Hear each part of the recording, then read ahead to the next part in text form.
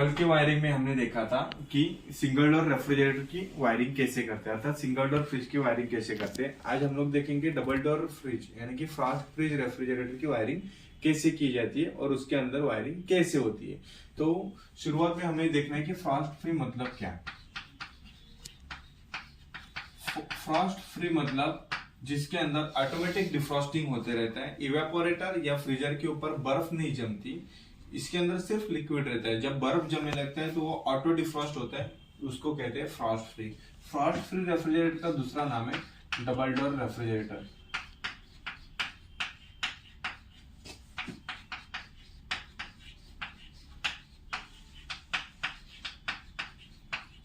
आज हम लोग देखेंगे फास्ट फ्री या double door fridge wiring. Double door fridge की कैपेसिटी लीटर में नापी जाती है। इसके अंदर साधारण 2 दरवाजे होते हैं। Fast free refrigerator double door या मल्टी डोर टाइप्स के होते हैं। इसके अंदर वायरिंग करने के लिए सबसे पहले सप्लाई फ्यूज,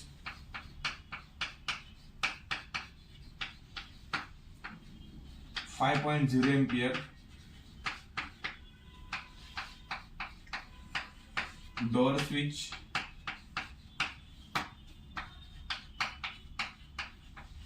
डोर लैंप, 15 वाट,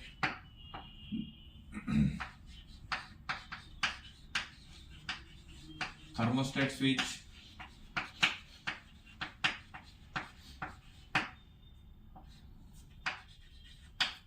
टाइमर मोटर, जो मैंने बताया कि ऑटो डिफ्रॉस्ट होता है, ये टाइमर मोटर के द्वारा कंट्रोल होता है।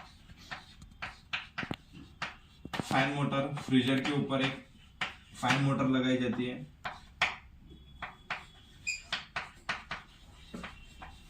Bimetal switch,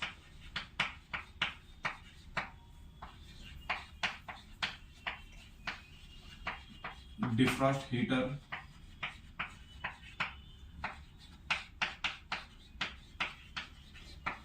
thermal fuse 70 degree Celsius. जब हीटर आपका 70 डिग्री सेल्सियस से ज्यादा मात्रा में गर्म होने लगता है तो ये फ्यूज स्वयं टूट जाता है।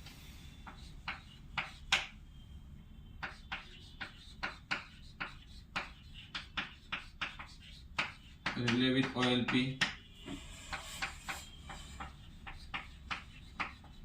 एंड कैपेसिटर और main parts compressor.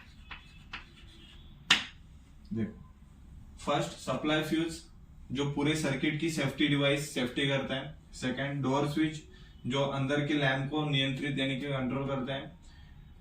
Thermostat switch तापमान को नियंत्रित करता है। टाइमर मोटर ऑटो डिफ्रॉस्टिंग या कूलिंग साइकिल को कंट्रोल करता है।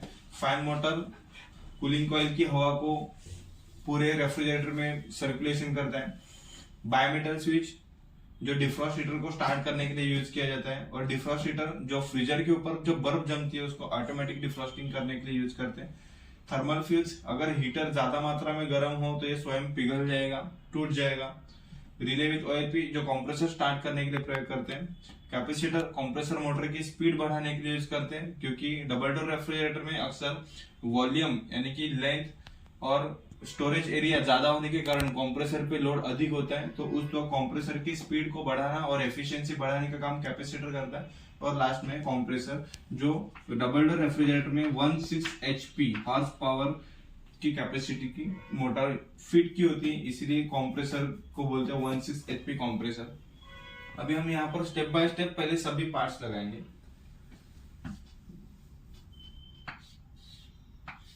सप्लाई वायर,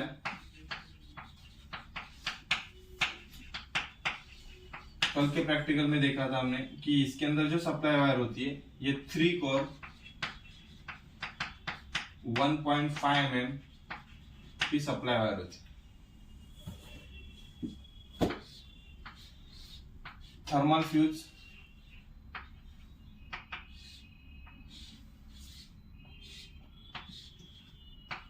डोर स्विच,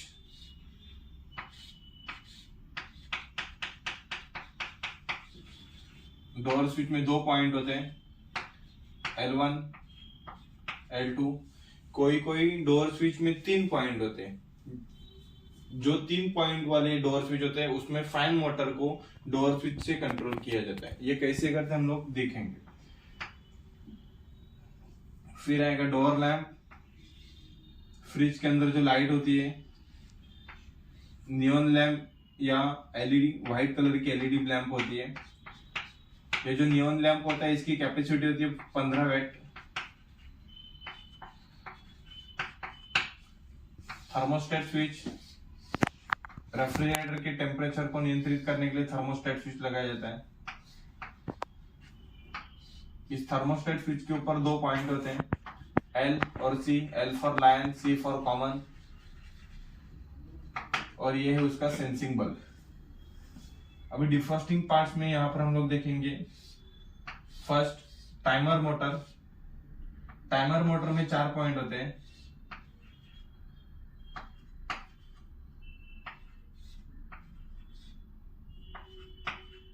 एक सप्लाई कंप्रेसर को जाती है तो एक सप्लाई बायोमेटर को जाती है। 3 नंबर और 1 नंबर इसके कॉमन टर्मिनल होते हैं जहां से मोटर को मेन सप्लाई दी जाती है, और यहाँ पर 2 नंबर और 4 नंबर नॉर्मली ओपन और नॉर्मली क्लोज, ऐसे 2 पॉइंट होते हैं जहां से बायोमेटल को और कंप्रेसर को सप्लाई ऑटोमेटिक कंट्रोल की जाती है। डिफ्रॉस्टिंग के लिए यहाँ पर एक बायोमेटल स्विच लगा होता है जो इवेपोरेटर के लास्ट के पाइप पे फिट किया होता है। बायोमेटल के नीचे ठीक एक डिफ्रॉस्ट हीटर होता है जो इवेपोरेटर के सबसे नीचे वाले भाग में फिट करते हैं। ये ऑटोमेटिक डिफ्रॉस्टिंग करने के लिए यूज करते हैं। और सबसे लास्ट में यहाँ पर हम लोगों ने देखा थर्मल फ्यूज। इस थर्मल फ्यूज का काम होता है कि हीटर अगर ज्यादा मात्रा में गर्म हो तो ये फ्यूज टूट जाएगा और हीटर को जलने से या रेफ्रिजरेटर के अंदर के भाग को जलने से बचाएगा। टाइमर मोटर द्वारा इसके फैन मोटर को भी सप्लाई दी जाती है। जो रेफ्रिजरेटर के अंदर, डबल डोर फ्रिज के अंदर ऊपर वाले भाग में जो फैन होता है, इस फैन को टाइमर मोटर से कंट्रोल किया जाता है। तो कोई कोई फ्रिज में डोर स्विच से उसको कंट्रोल किया जाता है। फिर आएगा ओएलपी। Next compressor. कंप्रेसर में 3 terminal, common, start, run. 16 HP capacity का कंप्रेसर होता है। यहां पर देखिए रिले, पीटीसी रिले,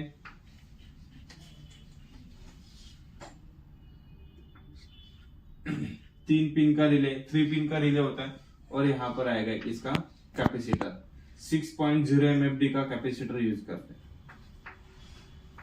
6.0 MFD का रनिंग कैपेसिटर इसके अंदर यूज करते हैं।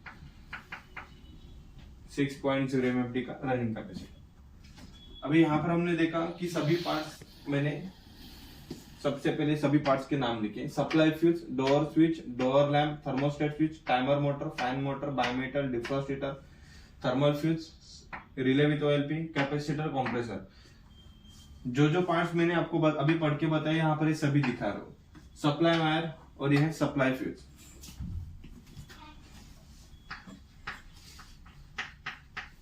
हर एक सर्किट में सेफ्टी के लिए सप्लाई फ्यूज लगाया होता है और लगाना भी चाहिए। अगर नहीं रहेगा तो आपको लगाना जरूरी है।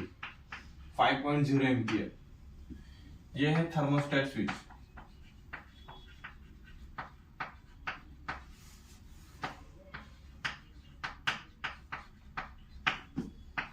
यह है टाइमर मोटर।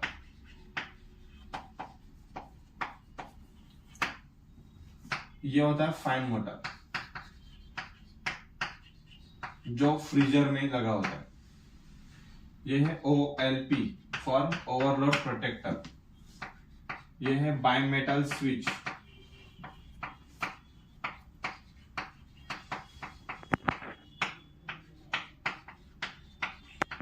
इसे कहते हैं डिफ्रॉस्ट हीटर। और यह है थर्मल फ्यूज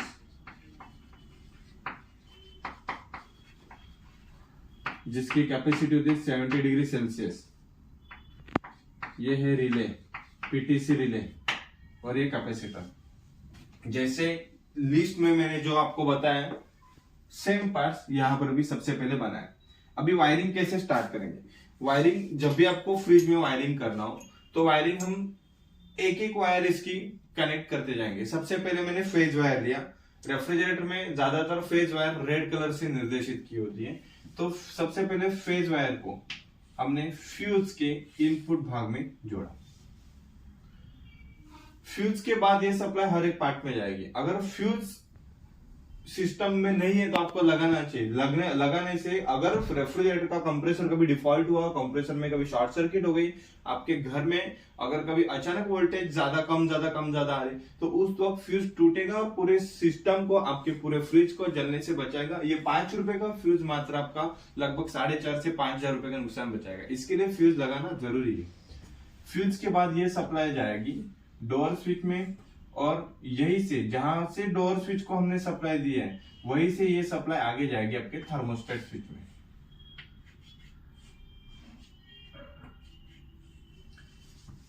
थर्मोस्टेट स्विच के आउटपुट सप्लाई टाइमर मोटर के 3 नंबर में। ये जो वायर है आउटपुट, ये अक्सर येलो कलर में निर्देशित करना है। येलो कलर की वायर में आपको जोड़ना है ताकि आपको समझ में आ सके ये आपका आउटपुट सप्लाई है। जब भी आप इसकी टेस्टिंग करेंगे तो आपको पता चलेगा कि येलो कलर में अगर आपका फेज आ रहा है, मतलब थर्मोस्टेट स्विच ओके है, जो तापमान को नियंत्रित करने के लिए लगाया गया। डोर स्विच का आउटपुट हमने यहां से लगाया लैंप को।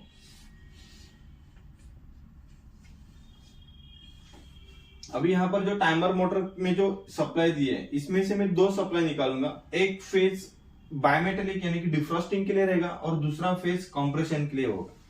तो सबसे पहले मैंने यहां से एक फेज दिया बायोमेटल स्विच को। बायोमेटल स्विच का आउटपुट हीटर को, और हीटर का आउटपुट मैंने यहां पे दे दिया थर्मल स्विच को।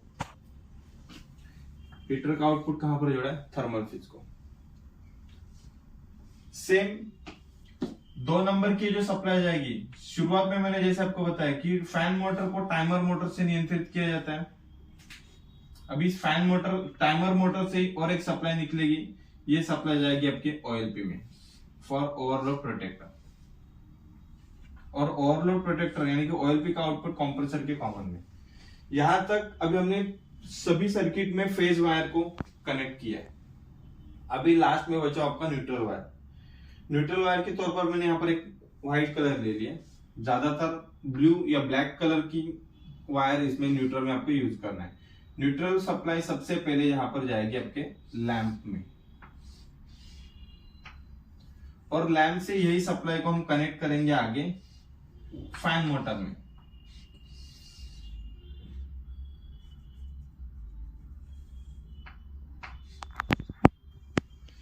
लैंप में जो सप्लाई दी थी यही से और एक सप्लाई जाएगी आपके रिले में।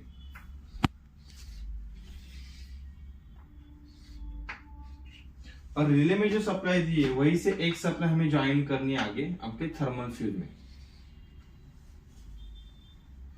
थर्मल फ्यूज में से ये सप्लाई जाएगी हीटर में। बायोमेटल स्विच का आउटपुट और हीटर का आउटपुट दोनों को यहां पर हमने एक सप्लाई को जोड़ा, और ये सप्लाई आगे जाएगी टाइमर मोटर के 1 नंबर में। यहां पर अभी पूरे रेफ्रिजरेटर की वायरिंग कंप्लीट हो गई। लास्ट में बचा आपका अर्थ वायर। मेन सप्लाई के अर्थ को ग्राउंड किया। अभी ये ग्राउंड वायर कहां पर रहेगी? Thermostat switch. जो पार्ट्स मेटल के बने वहां पर आपको ग्राउंड सप्लाई देना है। फैन मोटर, कंप्रेसर, ये सभी भाग मेटल के बने होते हैं, एमएस लोहे के धातु के बने होते, तो वहां पर हमें ग्राउंडिंग सप्लाई देना है। फेज, न्यूट्रल और अर्थ, अर्थात सप्लाई वायर। सबसे पहले फेज वायर को हमने फ्यूज में कनेक्ट किया।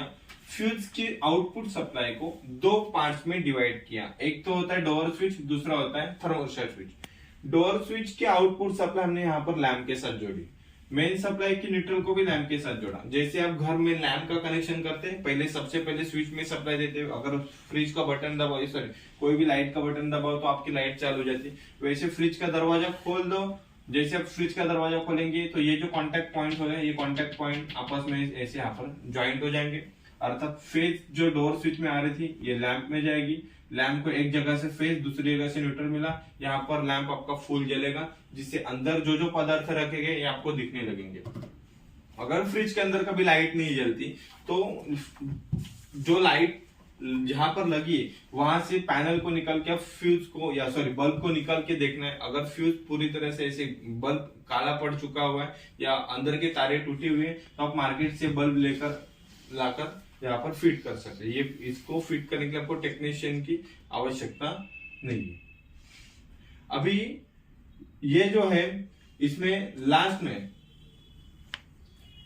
थर्मोस्टेट स्विच की जो आउटपुट सप्लाई फ्यूज में से जो थर्मोस्टेट स्विच के लिए जो सप्लाई जाती है, इस थर्मोस्टेट स्विच के आउटपुट सप्लाई को हमने टाइमर मोटर में लगाई और टाइमर मोटर से यहां पर मैंने 2 सप्लाई निकाली। एक सप्लाई जाएगी आपकी फैन मोटर में, दूसरी सप्लाई जाएगी बायोमीटर में। अभी ये कंट्रोल कैसे होता है, ये जो टाइमर मोटर होता है ना, इस टाइमर मोटर 8 आवर्स कंट्रोलेबल होता है। मतलब 8 घंटे में कंप्रेसर को और बायोमीटर को नियंत्रित करता है। 8 घंटे के लिए सप्लाई आपके कंप्रेसर में जाएगी, अर्थात फैन मोटर वाले पॉइंट में, कंप्रेसर के कॉमन में ओएलपी में 8 घंटे के लिए सप्लाई जाएगी। तो लास्ट में जो बचते 7 मिनट के बायोमीटर में आपकी ये सप्लाई 7.0 मिनट के लिए रहती है। 7 मिनट, 10 मिनट, 12 मिनट, 14 मिनट, अलग अलग कंपनी के डिफ्रॉस्टिंग टाइमिंग होते हैं। कम से कम 7 मिनट का डिफ्रॉस्टिंग टाइम होता है।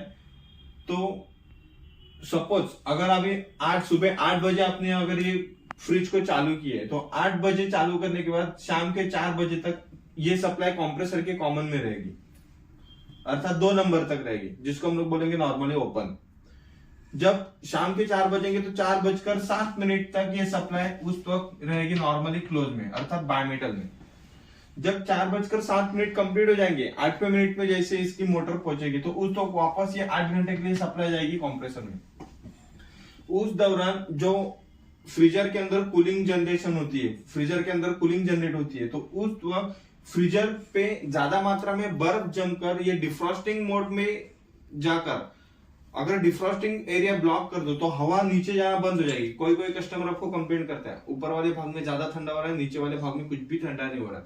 उस वक्त हमें जाके चेक करते हैं कि डिफ्रॉस्टिंग टाइमर जो रहता है ये लॉक हुआ रहता है। तो उस टाइमर के बटन के से थोड़ा सा घुमाओ, टक करके आवाज आएगा, तुरंत आपका उस वक्त हीटर चालू हो जाएगा। हीटर चालू होने से डिफ्रॉस्टिंग चालू हो जाएगा, उसको बोलते हैं मैनुअल डिफ्रॉस्ट। मतलब अगर ये ऑटोमेटिक डिफ्रॉस्ट नहीं हो रहा है तो यहाँ पर जो टाइमर मोटर होती है, इस टाइमर मोटर को आप हाथ से या किसी टेस्टर स्क्रूड्राइवर से उसको घुमाना है, टक करके आवाज आएगा। ये सबसे फ्रिज के पीछे वाले भाग में, कंप्रेसर के ऊपर या कंप्रेसर के साइड वाले भाग में फिट किया होता है। कोई कोई रेफ्रिजरेटर में इसको कैबिनेट के अंदर भी लगाया जाता है। वीडियोकॉन, वर्लपूल ऐसे रेफ्रिजरेटर में ये कैबिनेट में होता है, मतलब फ्रिज का जो नीचे वाला जो भाग होता है, दूसरा दरवाजा, उसमें फिट किया होता है।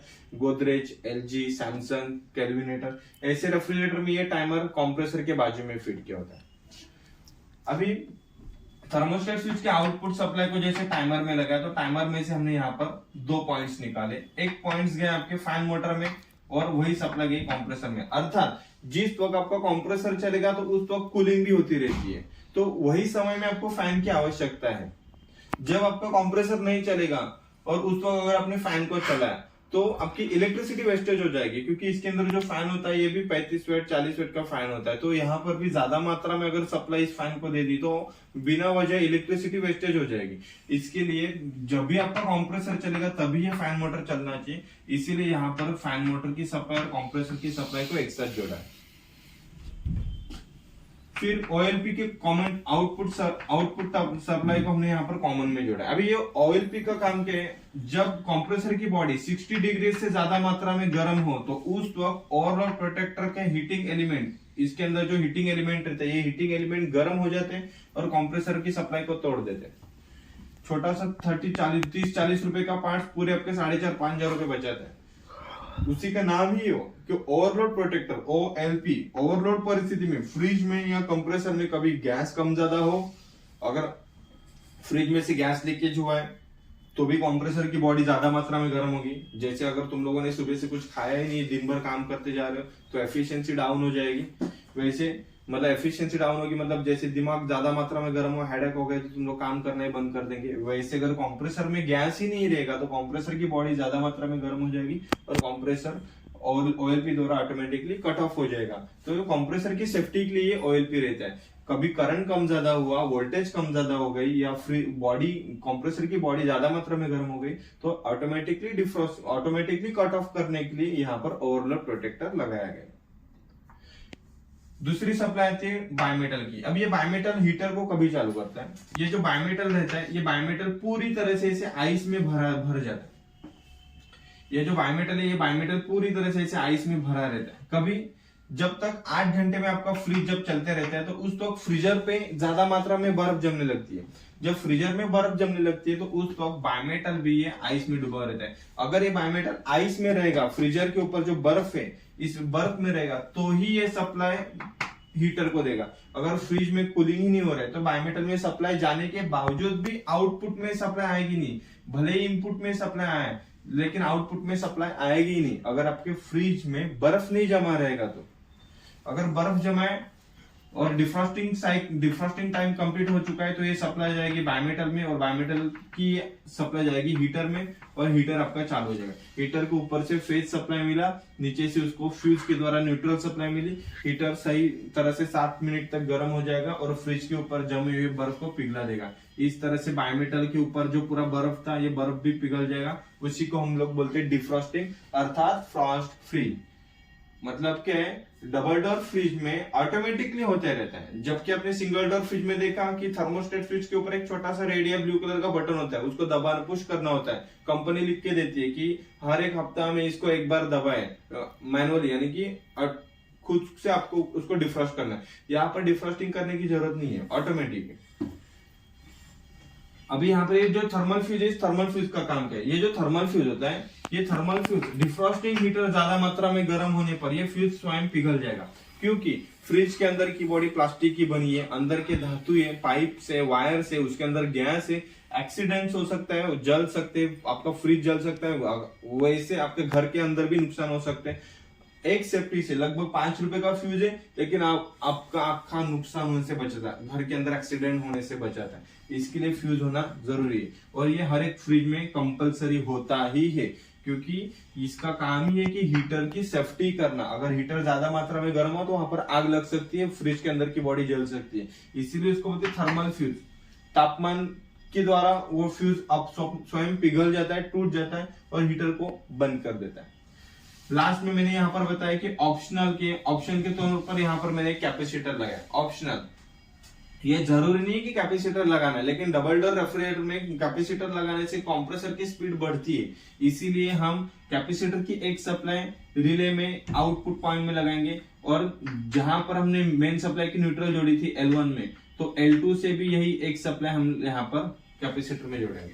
तो कैपेसिटर आपको कभी लगाना है जब आपको लगता है कि यहाँ पर लोड, मतलब अक्सर लोड ज्यादा रहता है, वोल्टेज कम रहती है, ये एरिया में आपकी वोल्टेज कम रहती है, या शाम के समय में, या कभी कभी बड़ी बड़ी मशीनें चलने के दौरान वोल्टेज कम ज्यादा होती रहती है, तो वहां पर आपको कैपेसिटर लगाना ही है।